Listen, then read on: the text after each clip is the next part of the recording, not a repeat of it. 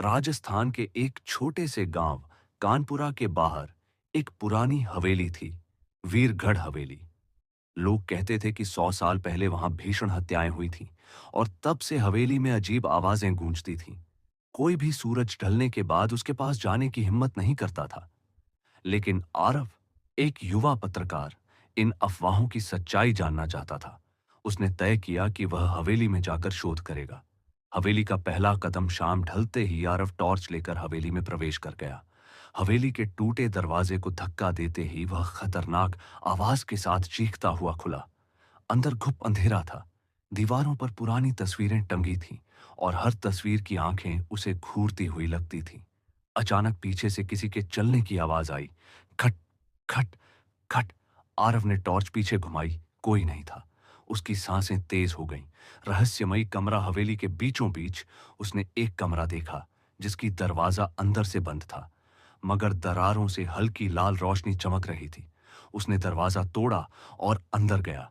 कमरे के बीचों बीच एक बड़ा गोल घेरे में राख बिखरी थी और दीवार पर खून से लिखा था, मुझे मुक्त करो। उसी पल उसकी टॉर्च बंद हो गई। कमरा अचानक ठंडा हो गया और किसी औरत की सिसकियां सुनाई दी। आत्मा का प्रकट होना, एक धुंध सी उठी और धीरे धीरे एक औरत का रूप लिया। बिखरे बाल, खाली नीली आंखें, सड़ी हुई त्वचा। वह चीखी, मैं चंदा। मुझे मेरे ही पति ने मारकर यहीं दफनाया था। 100 साल से इंतजार कर रही हूं। मुझे न्याय चाहिए। आरव कांपते हुए बोला, मैं तुम्हारी मदद करूंगा।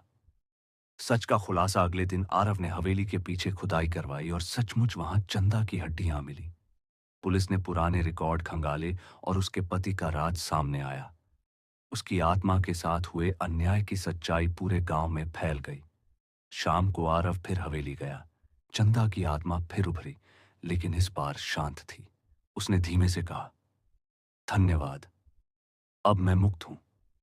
एक तेज हवा चली और वह धुंध की तरह गायब हो गई। हवेली अचानक शांत हो गई। 100 साल बाद पहली बार। लेकिन अंत। आरव ने राहत की सांस ली और वापस मुड़ने लगा। तभी दीवार पर उभरते हुए खून से लिखे अक्षर दिखाई दिए, अभी एक रहस्य और है। हवेली का दरवाजा अपने आप धड़ाम से बंद हो गया और आरव की चीख बाहर तक सुनाई दी। उसके बाद से किसी ने उसे कभी नहीं देखा,